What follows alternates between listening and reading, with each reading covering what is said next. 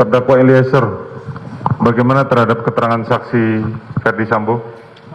Siap yang mulia. Banyak yang salah yang mulia. Baik, yang mana? Baik, pertama pada saat di lantai 3 rumah saguling yang mulia,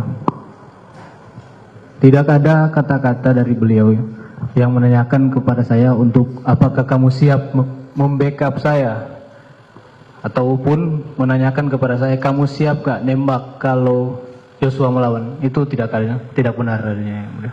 Yang benar? Yang benar adalah pada saat itu beliau memerintahkan saya untuk menembak Joshua, dan setelah itu dia juga menceritakan kepada saya tentang skenario yang akan nanti dijelaskan dan dijalankan di Duren 3 yang mulia. Yang kedua? Lalu beliau juga membantah tadi yang mulia tentang pemberian amunisi di lantai 3. Karena pada saat itu beliau memberikan kepada saya 1 kotak amunisi dan menyuruh saya untuk menambahkan amunisinya yang mulia. Seandainya CCTV lantai 3 tidak hilang atau tidak rusak, mungkin bisa menunjukkan yang lebih jelas yang mulia.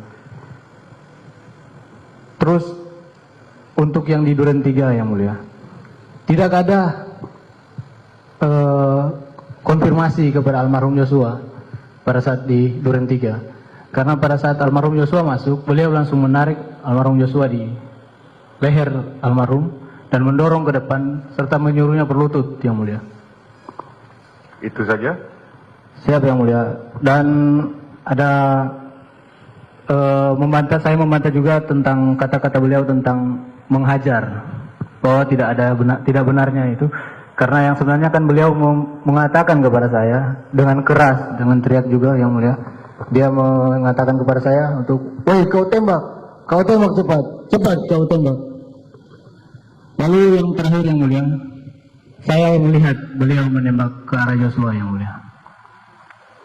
Dan saya juga tidak menembak sebanyak 5 kali. Terima kasih yang mulia. Terima kasih. Baik, gimana saudara terdakwa atas keterangan saksi?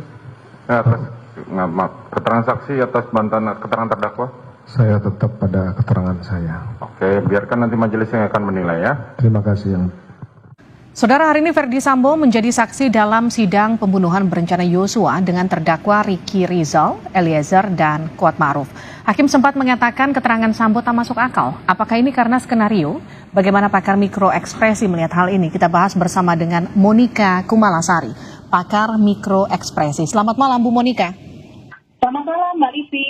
Bu Monika, hakim menilai kesaksian Sambo tidak masuk akal. Apakah kemudian ini dari runtutan cerita atau dari ekspresi yang terlihat dari Sambo? Ya, kalau hakim ya, mereka menggunakan salah satu teknik biasanya yang disebut dengan CBCA atau Criteria Based Content Analysis ya. Ini adalah merupakan dari statement validity test assessment gitu ya. Nah, dalam ada 19 kriteria, di mana kriteria 1 sampai 5 itu harus terpenuhi. Di mana nomor 1 adalah adanya logical structure, ya. Jadi konsisten apa yang dikatakan. Artinya apa yang dikatakan oleh Sambo sendiri maupun setelah dikonfirmasi, begitu ya. Terus juga di dalam ini terlihat harus ada unstructured reproduction atau bahasa-bahasa yang spontan, terus kemudian detail-detail informasi yang disampaikan itu juga cukup, terus kemudian melihat interaksi, bagaimana waktunya, siapa mengatakan apa, dan sebagainya. Nah, ketika tidak melihat hal ini, 1 sampai 5 ini, maka hakim sudah mengatakan bahwa ini tidak cukup akurat atau tidak cukup kredibel untuk dilanjutkan lagi, gitu ya. Artinya boleh dong sudah langsung mengambil kesimpulan pertama, gitu ya, atau berprejudice pertama bahwa informasi yang disampaikan tidak cukup kredibel, gitu. Nah, kemudian kalau kita lihat bagaimana gestur maupun mikroekspresi, ya, Pak Sambo ini sungguh berbeda sekali, ya, keluar dari baseline. Saya mengatakan keluar dari baseline, kenapa? Karena nada atau intonasi suaranya itu benar-benar sudah sangat lambat, terus kemudian juga menggunakan suara di dalam, ya. Ini berbeda sekali, ya, dengan beliau pada biasanya di sidang-sidang sebelumnya, ya. Jadi yang merupakan indikasi dari seseorang itu berbohong, ya, Salah satunya adalah apabila keluar dari baseline, ya, itu yang menunjukkan bahwa ada kebocoran-kebocoran yang harus kita gali lagi. Salah satunya adalah suara yang meninggi sekali, atau justru malah suara yang akhirnya dalam, terus kemudian pelan seperti lagu, seperti itu. Jadi Anda mengamini bahwa ini ada yang ditutup-tutupi oleh Sambo mulai dari persidangan awal sampai kemudian sekarang begitu?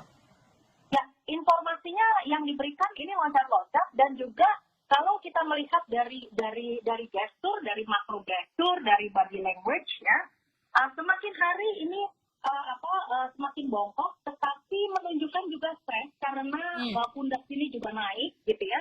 Tetapi kita lihat dari intonasi suara ini sangat berbeda sekali. Nah, dengan dia pegang mic itu, Bu Monika, itu bisa diartikan seperti apa tuh? Ini kan kita lagi lihat sama-sama tuh, pegang mic sampai dengan 2 tangan, padahal mic itu kan nggak berat.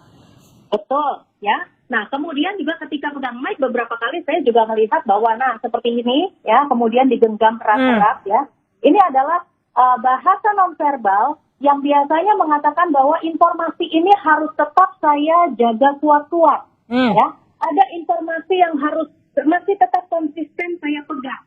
Artinya ketika dihadapkan kepada satu pernyataan bahwa menurut saksi yang lain informasinya tidak seperti ini. Nah, maka yang beliau lakukan adalah ini adalah apa yang disebut dari nature of kebohongan ini adalah the incorrect inference gap. Okay. Jadi mencoba untuk menghindari menjawab itu dengan mengatakan bahwa ya menurut saya begini, nggak ada penjelasan yang lain.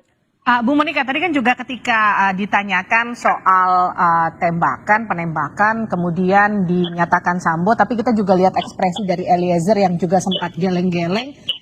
Kita bisa sambil lihat, ini artinya ada, ini kita lihat bersama. Artinya ada ketidaksinkronan antara pernyataan Sambo dengan apa yang kemudian diketahui sejumlah saksi, termasuk Eliezer. Ya, dalam proses berkomunikasi beberapa arah seperti ini, ya, di mana Eliezer tidak memiliki kesempatan untuk berbicara secara verbal, ya, tetapi non-verbalnya bisa berbicara melalui gesturnya, ya.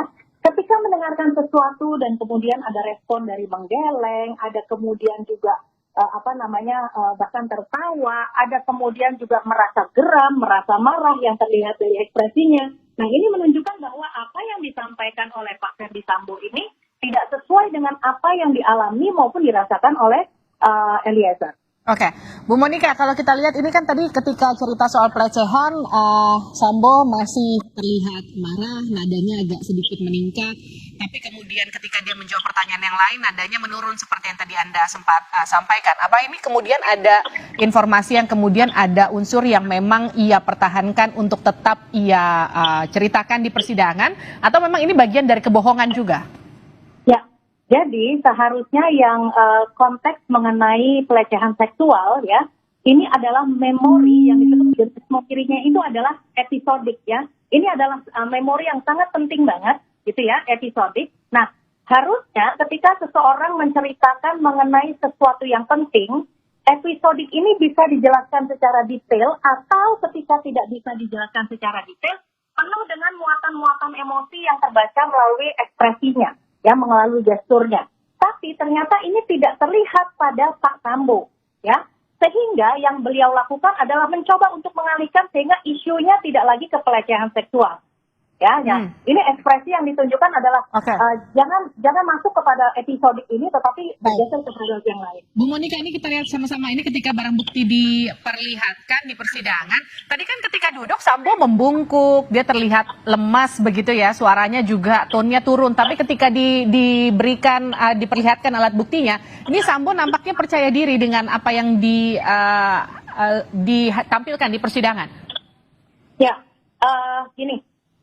Karena berita mengenai senjatanya ini sendiri juga beragam berita, ya. Terus kemudian juga dari posisi yang tadinya sudah nyaman duduk, kemudian harus memperagakan dan mengingat sesuatu, maka ada perubahan state of mind, ya. Ketika seseorang duduk itu pastinya emosinya juga lebih down, tetapi ketika melakukan sesuatu, kalau kita bilang pede, ya, karena ada perubahan dari gestur, ya? fisiologis, fisiologisnya berubah.